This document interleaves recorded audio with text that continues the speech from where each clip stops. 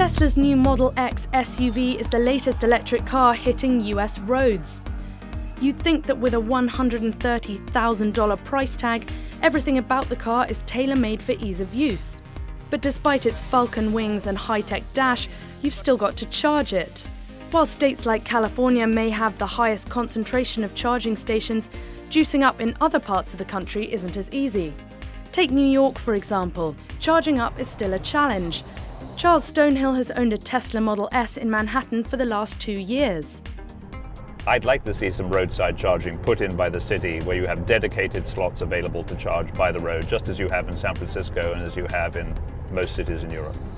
As we found out, most journeys in and around New York State still need to be planned around charging, despite the Model S's 265-mile range. I think if you get range anxiety, you probably shouldn't be driving a Tesla or any electric car at this stage. This supercharging station on the Merritt Parkway is one of only 3 in New York State. It's free to use, but it did take us 40 minutes to drive here because there aren't any superchargers yet in Manhattan itself. Okay, so I've just got an alert on my phone. It says we're fully charged. It's taken about half an hour and we are ready to go. There are multiple slower 240-volt chargers located around Manhattan, which require either a few hours or an overnight charge, but these typically come with a monthly garage membership or cost about $20 an hour. So do you think the lack of chargers is a barrier to entry for a lot of people who might otherwise drive an electric car? I think it is for some. There are some journeys that people can't do or are just reluctant to do. New York City Mayor Bill de Blasio has set ambitious targets for reducing greenhouse gas emissions 80% by 2050.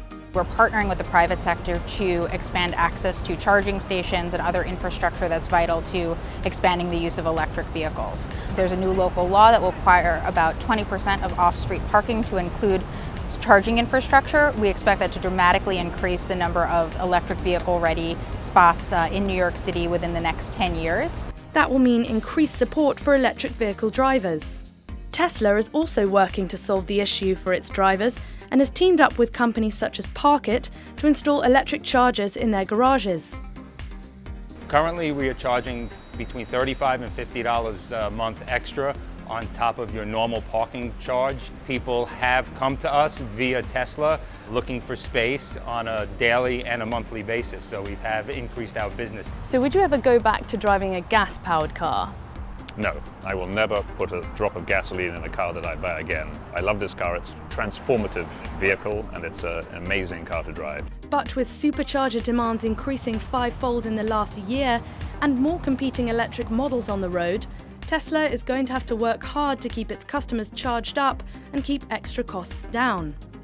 In New York, I'm Martyn-Hemphill for TheStreet.